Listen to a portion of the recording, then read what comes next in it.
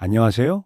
은탑 소크라테스의 철학 동화, 존재는 낭비되지 않는다입니다.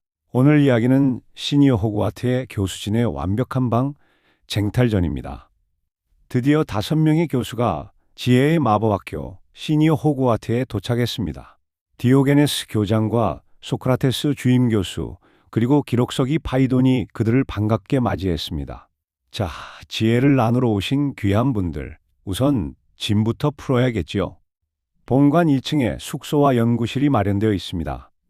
향이 제각각이니 마음에 드는 곳을 골라보십시오. 소크라테스의 제안이 끝나기가 무섭게 평소 점잖던 철학자들 사이에 유쾌하면서도 묘한 긴장감이 흐르기 시작했습니다. 고요하고 단정한 발걸음으로 가장 먼저 동쪽 끝 방에 멈춰선 건 세네카였습니다. 그는 동양 창문의 커튼을 활짝 젖히며 방 안으로 쏟아지는 아침의 첫 빛을 경건하게 맞이했습니다. 사람들은 재산을 지키기 위해서는 피 터지게 싸우면서도 정작 가장 귀중한 자산인 시간은 너무나 쉽게 낭비해버리지요. 내가 동쪽 방을 고집하는 건 단순히 해 뜨는 풍경을 보기 위함이 아니라네. 매일 아침 떠오르는 태양을 가장 먼저 마주하며 나에게 새롭게 주어진 오늘 하루라는 귀한 시간을 한치도 허투루 쓰지 않겠다고 다짐하기 위함이지. 그는 어제에 대한 후회나 내일에 대한 불안은 조금도 없다는 듯 텅 빈 방 한가운데 책상을 두고 글을 쓰기 시작했습니다. 세련된 평상복 차림에 그가 나지막이 덧붙였습니다. 가장 가난한 자는 돈이 없는 자가 아니라 남의 시선에 흔들리며 자신의 시간을 빼앗기는 자이니까요. 공자는 뒷짐을 진 채 느긋하게 걸어와 아침 햇살부터 오후의 볕까지 가득 쏟아지는 넓은 남양방 앞에 멈춰 섰습니다. 허허, 세네카 교수, 시간이 금이라지만 우리의 내면을 다지는 데는 기다림도 필요한 법이니 너무 서두르지 마시구려. 그는 인자한 미소로 세네카에게 농을 건넨 뒤 남향의 큰 창을 열어 젖혔습니다. 옛말에 성인은 남면, 즉 밝은 남쪽을 바라보며 천하의 아픔을 듣는다고 하였지요. 내가 이 남양방을 고집하는 건 단순히 볕을 쬐며 여유를 부리기 위함이 아니오. 우리 마법학교를 찾아오는 시니어들은 대개 낀 세대의 무게, 자녀와의 갈등, 부부간의 단절 등 꽁꽁 얼어붙은 인간관계의 상처를 안고 오는 분들입니다. 그 차가운 마음을 녹이려면 무엇보다 인의 따뜻한 온기가 필수적이지요. 가장 밝고 긴 햇살이 머무는 이 방에서 나는 그들의 무너진 관계를 다시 잇는 든든하고 따뜻한 아랫목이 되어줄 참이요. 아리스토텔레스는 서쪽으로 넓은 창이 나 있고 바깥 산책로와 곧바로 이어지는 방을 주저없이 선택했습니다. 아침에 눈부신 햇살은 무언가를 시작하려는 일시적인 충동을 주지만 진정한 탁월함은 어쩌다 한 번 하는 행동이 아니라 매일 반복되어 굳어진 습관에서 완성되는 법이라네. 서쪽으로 지는 붉은 해를 바라보는 이 저녁이야말로 오늘 하루 내가 어떤 목적을 가지고 어떤 행동을 쌓았는지 이성적으로 복귀하기에 가장 완벽한 때이지. 그는 노을이 내려앉기 시작한 창밖의 흙길을 만족스럽게 내다보았습니다. 게다가 이 서양방의 늦은 오후는 덥지도 춥지도 않은 중용의 온도를 내게 선사한다네. 매일 황혼 무렵 지는 해를 등지고 저 길을 거닐며 사유하는 것. 그것이 바로 은퇴 후 흔들리기 쉬운 일상을 가장 단단하게 지탱해 줄 위대한 습관의 첫걸음일세.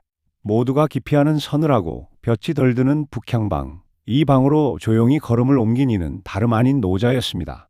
사람들은 볕이 잘 드는 남양만을 다투어 찾지만 최고의 선은 물과 같아서 언제나 남들이 싫어하는 가장 낮고 서늘한 곳으로 흐르는 법이지요.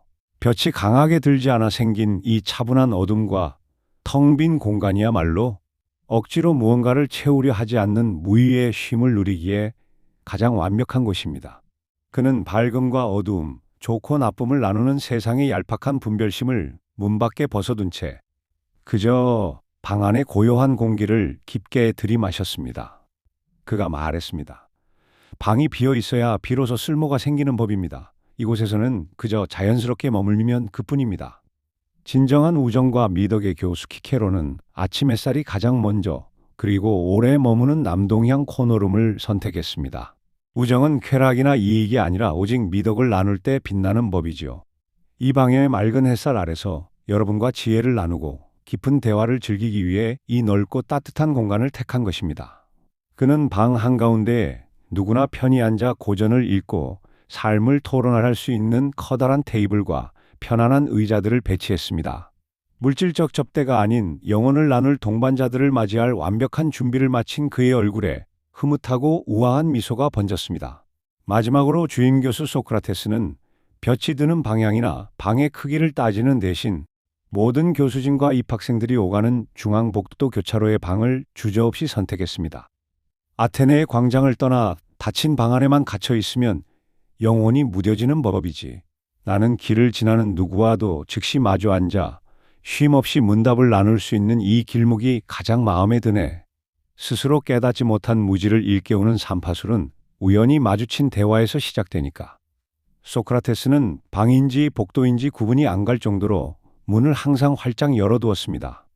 방 안에는 누구든 마주 앉아 속마음을 털어놓을 수 있는 튼튼한 탁자와 편안한 의자 2개가 전부였지만 그의 등 뒤 벽면에는 시니어 호그와트를 관통하는 가장 묵직한 진리, 존재는 낭비되지 않는다는 문구가 찬란하게 빛나고 있었습니다.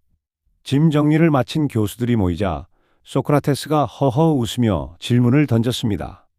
자네들이 방을 고르는가? 아니면 방이 자네들을 가두는가? 남향에 산다고 해서 영혼이 반드시 따뜻해지며 서양에 산다고 해서 인생의 황혼을 더 잘 이해하게 되겠나? 진정한 거처는 벽으로 둘러싸인 방이 아니라 우리가 끊임없이 탐구하는 진리라는 이름의 공간이어야 하지 않겠나? 그의 질문에 철학자들은 비로소 자신들이 머물 곳이 단순한 숙소가 아닌 지혜의 전당임을 다시 한번 깨달았습니다.